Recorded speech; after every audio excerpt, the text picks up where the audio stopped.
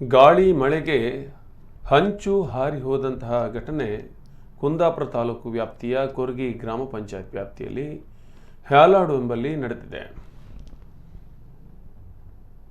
ಹ್ಯಾರಾಡು ಪ್ರದೇಶದ ಹೇಮಾ ಮಗುವೀರ ಮನೆ ಮೇಲೆ ಮರ ಬಿದ್ದು ಹಾನಿಯಾಗಿದೆ. ಗಾಳಿಗೆ ಮನೆಯ ಮುಂಭಾಗದ ತೆಂಗಿನ ಮರ ಬಿದ್ದು ಮೇಲ್ಛಾವಣಿಗೆ ಹಾನಿಯಾಗಿದೆ.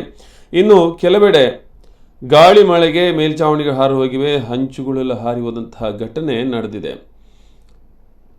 ಹೇಮಾ ಮಗುವೀರ ಅವರ ಮನೆ ಮೇಲೆ ಮರ ಬಿದ್ದ ಪರಿಣಾಮ ಸಾವಿರಾರು ರೂಪಾಯಿ ನಷ್ಟ ಸಂಭವಿಸಿದೆ.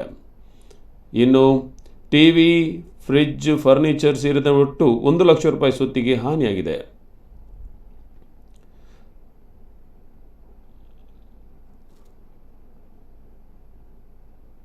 ಅದೇ ರೀತಿಯಾಗಿ ಮಹಾಬಲಕುಲಾಲ ಅವರುಗಳ ಮನೆಗೂ ಹಾನಿಯಾಗಿದೆ.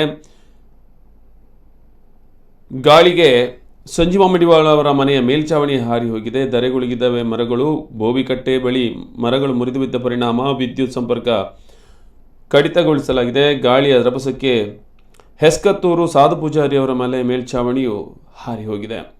ಹೆಸ್ಕತ್ತೂರು ಸರ್ಕಾರಿ ಪ್ರೌಢಶಾಲೆಯ ಶೀಟ್ ಗಾಳಿಯ ರಭಸಕ್ಕೆ ಹಾರಿ ಹೋಗಿದೆ. ಸ್ಥಳಕ್ಕೆ ಕೊರ್ಗಿ ಪಿಡಿಒ ಸುಧಾಕರ್ ಶೆಟ್ಟಿ, ಗ್ರಾಮ ಪಂಚಾಯತ್ ಸದಸ್ಯರು ಭೇಟಿ ನೀಡಿ ಪರಿಶೀಲನೆ ನಡೆಸಿದ್ದಾರೆ.